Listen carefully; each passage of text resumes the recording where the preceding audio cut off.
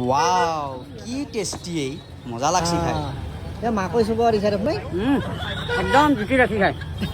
দৰং আৰু মংগলদৈ বাসীৰ কাৰণে বিৰাট ডাঙৰ সুখবৰ এয়া চাওক মংগলদৈটো উপলব্ধ হ'ল স্পাইৰেল পটেটো দাদা আলু খাব আহিলি নেকি আলু খাব আহিলোঁ এ বঢ়িয়া ময়ো দুডালমান এনেকৈ খুৰি চালোঁ বাৰু বনাব চেষ্টা কৰিছোঁ ৰচোন মই শ্বুটিঙত বনাইছিলোঁ কিবা সেই মাছ কাটা বঠি দাই দি কিন্তু ইয়াতে বঢ়িয়া মেচিনটো পাইছোঁতো এয়া বঢ়িয়া হৈছে একদম ফুল হান আলুটো আৰু এনেকৈ বঢ়িয়াকৈ জুবুৰাই দিম গৰম তেলত চনকৈ ধু খাওঁ খাওঁ লাগি যাব আপোনালোকৰো সৰু আছোঁ দাদা কিনকৈ মনত আহিল আৰু কিনকে চিন্তা কৰিলি মংগলদৈটো যি পাইৰেল পটেটো দিম বুলি এনেকৈ চিন্তা কৰি মানে তাতে গৈছিলোঁ মানস আৰু মণিষাৰ তাতে গৈছিলোঁ হয় খাবলৈ গ'লোঁ তাত 2-3 ঘণ্টা ৰখিব লগা হ'ল তাৰপাছত চিন্তা কৰিলোঁ নিজকে কিবা এটা কৰা ইহঁতে এইটো বস্তু দেখাই দিলে যিহেতু আমি নিজকে খুলি লওঁ মংগলদৈ টাউনত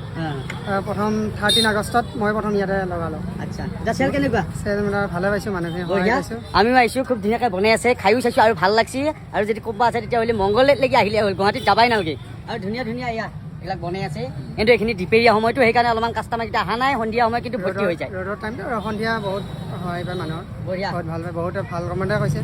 সেইটো ভাল প্ৰডাক্ট দিছে কৈছে কি